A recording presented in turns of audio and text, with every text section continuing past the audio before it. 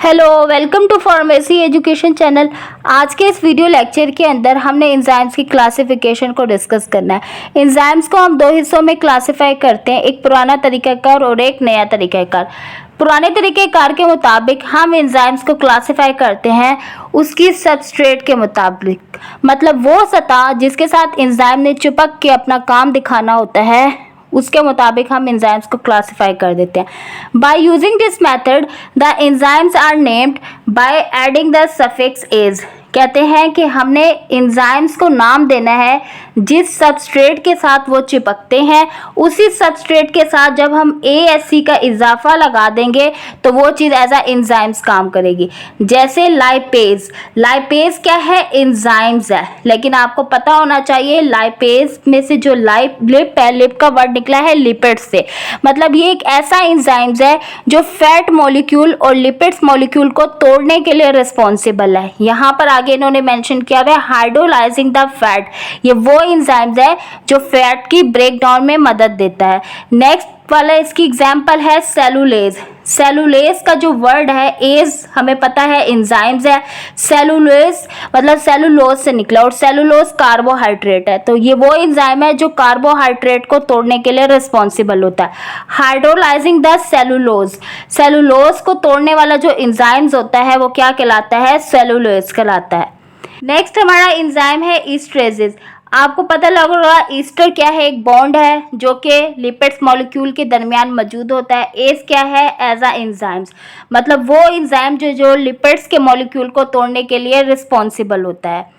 यहाँ पे इन्होंने इसी बात को मेंशन किया हुआ है, it is a group of a enzyme that hydrolyse the lipids. कहते हैं कि ये वो एंजाइम है जो लिपिड्स के मॉलिक्यूल को तोड़ने के लिए रिस्पॉन्सिबल होता है। एग्जाम्पल में इन्होंने उसी चीज़ को बताया है। लाइपेज हमें पता है वो एंजाइम है जो कि लिपिड्स के मॉलिक्यूल को तोड़ता है। It is present in the pancreatic juice, ये पैनक्रियाटिक जूस में मौजूद होता है। एनिमल और human body and oily seeds, ये आपके जो ऑयली सीड्स होते हैं उसके अंदर भी मौजूद होता है, मतलब जो तेल वाले बीज होते हैं। और इंसानी जिस्म हो चाहे जानवरों का जिस्म हो तो उसके पैंक्रियाज, जिसको हम आम जबान में लबलबा भी कहते हैं, उसके अंदर से ये एंजाइम सिक्रीट होता है। और इसका काम क्या होता है? हम जो चर्बी के मॉलिक्यूल ले रहे होते हैं, मतलब तेल और घी चर्बी के मॉलिक्यूल में कंसीडर किया जाता है, उस मॉलिक्यूल को तोड़ने में हमारी मदद कर रहा होता है।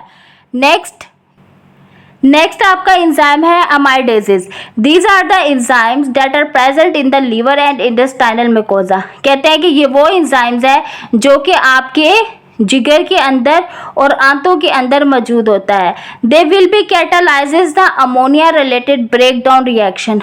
आप जो अमोनिया रिलेटेड मीन्स आप वो फूड जो आपके प्रोटीन के ऊपर मुश्तमिल होती है, क्योंकि प्रोटीन के स्ट्रक्चर्स के अंदर अमोनिया पाया जाता है, तो ये वाला एंजाइम्स प्रोटीन के मॉलिक्यूल को तोड़ने के लिए रिस्पॉन्सिबल होता है। आर्जिनेसिस एंजाइम्स है, ये क्या काम करता है? इट कन्वर्ट्स द आर्जन इनटू द यूरिया। यूरिया आपकी बॉडी का वेस्ट प्रोडक्ट है जो कि एक्सक्रीशन के प्रोसेस के थ्रू आपकी बॉडी में से बाहर जाता है, मतलब अखराज के अमल के थ्रू आपके जिस्म से इसने बाहर जाना होता है। आर्जिनिन आपको पता है आपका अमाइनो एसिड है, आपका प्रोटीन है। आप जो भी प्रोटीन पर मुश्तमिल फूड खा रहे होते हो तो उसकी ब्रेक डाउन में कौन सा एंजाइम रिस्पॉन्सिबल होता है? आर्जिनेसिस, जो कि वेस्ट मटेरियल के थ्रू हमारी बॉडी में से यूरिया को बाहर निकालने के लिए रिस्पॉन्सिबल होता है। यूरिएसिस क्या होता है? It is found in the liver cell and a soybean seed. ये कहाँ पर मौजूद होता है? जिगर के सेल के अंदर और सोयाबीन सीड, मतलब जो हम सोयाबीन खाते हैं उसके अंदर भी ये एंजाइम मौजूद होता है। It converts the urea into ammonia and carbon dioxide, मतलब आपका जो वेस्ट प्रोडक्ट है उसको further ammonia and carbon dioxide के अंदर तोड़ देता है और इसी तरह वो इजीली आपकी बॉडी में से एक्सक्रीट आउट हो जाते हैं।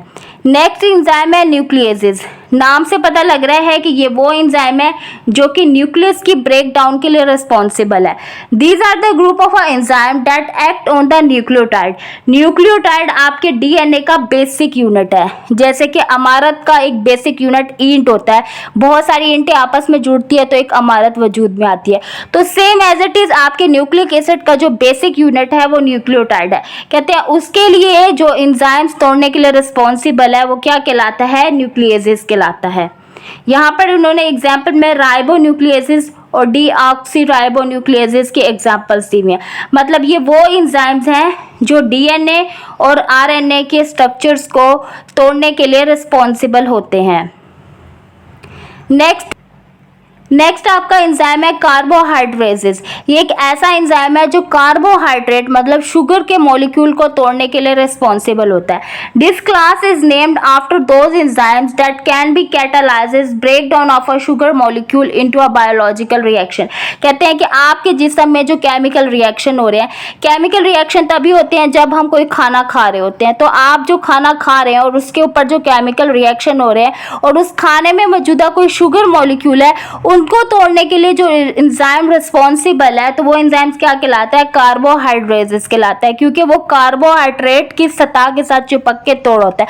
मतलब कार्बोहाइड्रेट के मॉलिक्यूल के साथ चिपक के उसे तोड़ा होता है। एग्जाम्पल में सुक्रोज है। सुक्रेज क्या है? एंजाइम है। सुक्रोज ऑफ कोर्स उसकी सबस्ट्रेट है जिसके साथ एंजाइम ने चिपक के उसको तोड़ना है। और माल्टेज भी हमें पता है माल्टोज से निकला है। माल्टोज 2 ग्लूकोज मॉलिक्यूल के ऊपर मुश्तमिल होता है और एज क्या है? वो एंजाइम जो माल्टोज शुगर को तोड़ने के लिए रिस्पॉन्सिबल है। सुक्रेज से देख लेते हैं। It is present in the yeast and intestinal मुकोसा।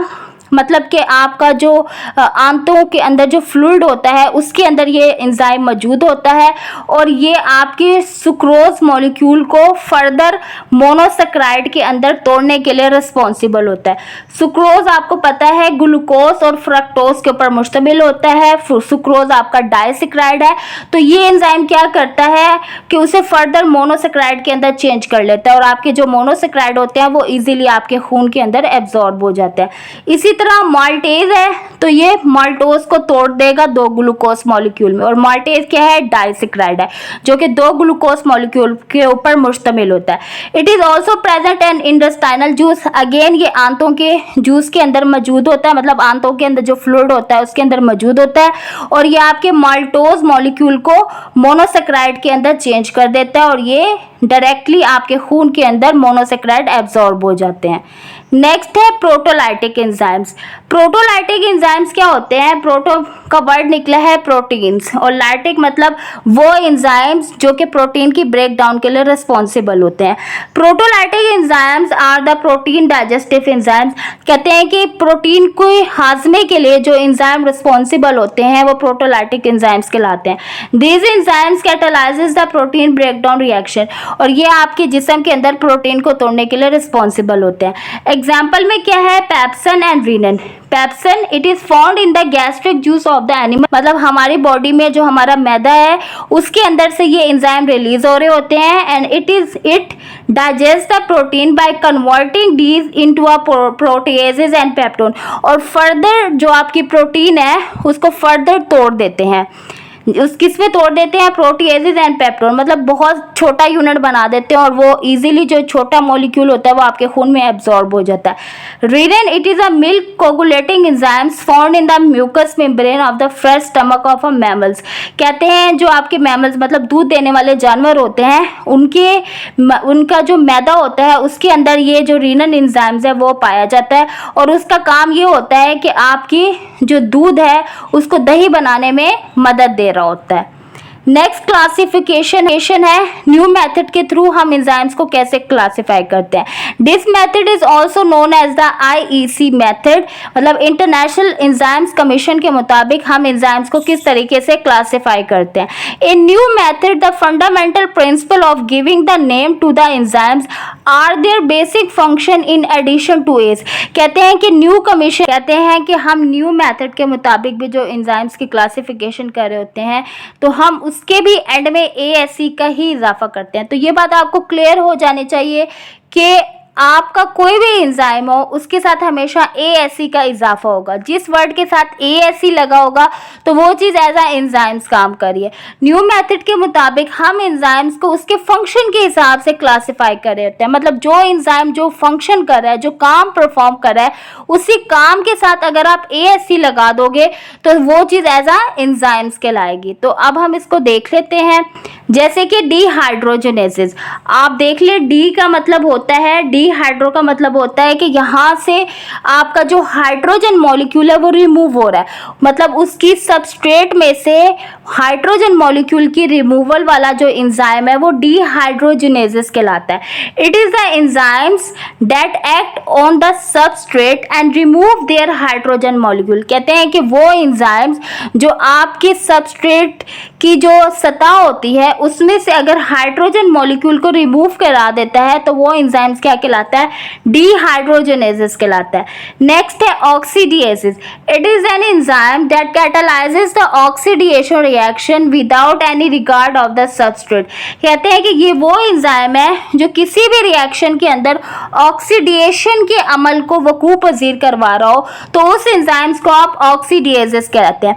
Oxidation क्या होता है, एडिशन ऑफ ऑक्सीजन, मतलब एडिशन ऑफ ऑक्सीजन करवा रहा हो, मतलब ऑक्सीजन को ऐड करवा रहा हो किसी भी मॉलिक्यूल के अंदर, तो वो एंजाइम्स क्या कहलाएगा, ऑक्सीडेसिस कहलाएगा। नेक्स्ट आपका एंजाइम है hydrolysis. These are the enzymes that boost up the speed of the hydrolysis reaction without any regard of the substrate। कहते हैं कि ये जो एंजाइम्स है मतलब सबस्ट्रेट की इनको ज़रूरत नहीं है, ये ऐसा एंजाइम है जो किसी भी सोल्यूशन के अंदर मौजूद होगा तो वो क्या करेगा, हाइड्रोलिसिस का प्रोसेस करवाएगा, मतलब ब्रेक डाउन करवा रहा होगा, वाटर मॉलिक्यूल की ब्रेक डाउन करा रहा होगा या उस साख्त के अंदर, उस केमिकल के अंदर जो वाटर मॉलिक्यूल है उसकी ब्रेक डाउन करवा रहा होगा। तो ऐसा एंजाइम जो हाइड्रोलिसिस का प्रोसेस करवा रहा होता है तो वो एंजाइम क्या कहलाता है, हाइड्रोलिसिस कहलाता है। नेक्स्ट आपका एंजाइम है लाइगेसिस और सिंथेटेसिस। लाइगेसिस एंड सिंथेटेसिस से मुराद ये है कि ये एक ऐसा एंजाइम है जो दो मॉलिक्यूल को आपस में जोड़ता है। It is an enzyme that promotes और boost up the speed of the reaction in which the new bonds are form with the cleavage of the ATP. कहते हैं कि जब एनर्जी मॉलिक्यूल टूटता है तो उस मॉलिक्यूल के टूटने के साथ जो मुख्तलिफ बॉन्ड की फॉर्मेशन होती है, मुख्तलिफ मॉलिक्यूल्स आपस में जुड़ते हैं, वहां पर दो मुख्तलिफ नए मॉलिक्यूल्स को आपस में जोड़ने के लिए जो एंजाइम रिस्पॉन्सिबल होता है वो एंजाइम्स क्या कहलाता है, लाइगेसिस और सिंथेटेसिस एंजाइम कहलाता है। बाकी इंशाल्लाह हम अपने नेक्स्ट वीडियो लेक्चर में डिस्कस करेंगे। तब तक के लिए अल्लाह हाफिज़, टेक केयर।